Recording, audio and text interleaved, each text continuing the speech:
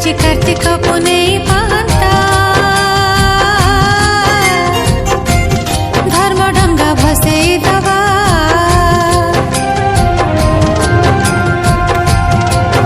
आज कार्तिक पुनेई पाहंता धर्म डंगा भसेई दवा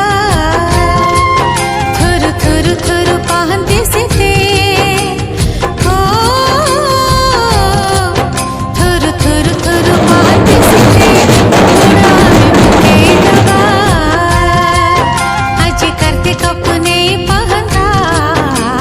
कार्तिक पुनेई पाहंता धर्म डंगा भसेई दवा